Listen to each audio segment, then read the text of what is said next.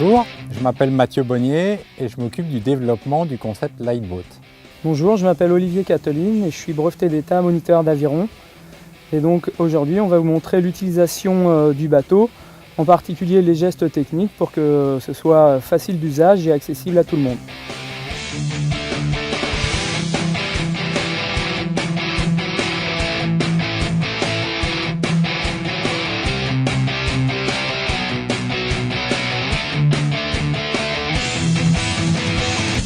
L'aviron est un sport de nature et un sport très recommandé pour renforcer le dos.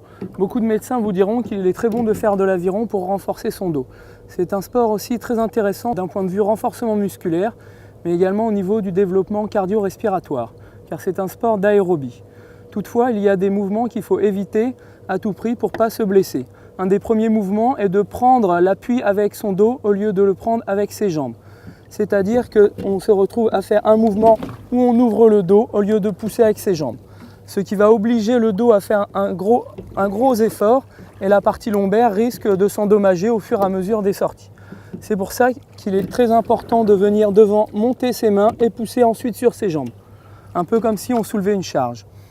Un des autres mouvements qu'il est important d'éviter, c'est de mettre ses rames dans l'eau et de ne pas bloquer son dos. C'est-à-dire que la coulisse part mais les rames ne partent pas.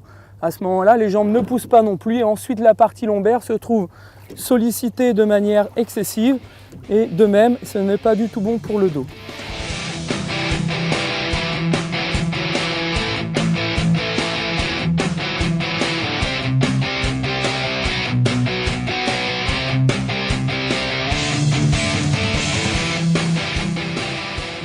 D'autres choses qui sont à proscrire, c'est de plier les jambes avant de replacer les mains.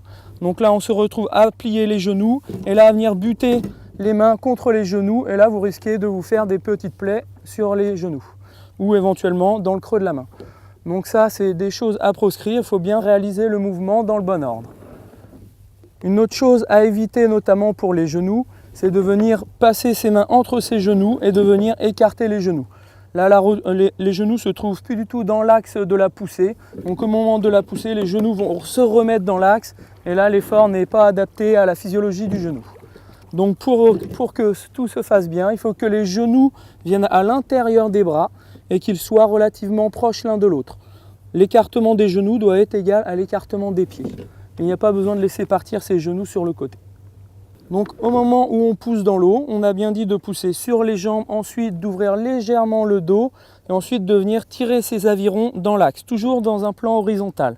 Ce qui est important, c'est de respecter l'alignement entre, vous pouvez le voir ici, ma main, mon poignet et mon avant-bras. Il ne faut pas qu'il y ait de cassage de poignet dans ce sens-là ou dans ce sens-là. Et il ne faut pas que le coude parte sur le côté car sinon mon poignet est également cassé. Il faut donc garder une traction perpendiculaire à la poignée.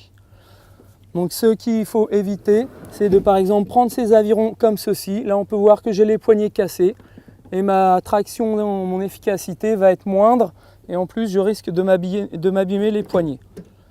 Donc il faut que je reste toujours les poignets dans l'axe, bien relâchés au niveau du haut du corps. Je pousse sur mes jambes et de toute façon mes mains vont suivre le mouvement des avirons.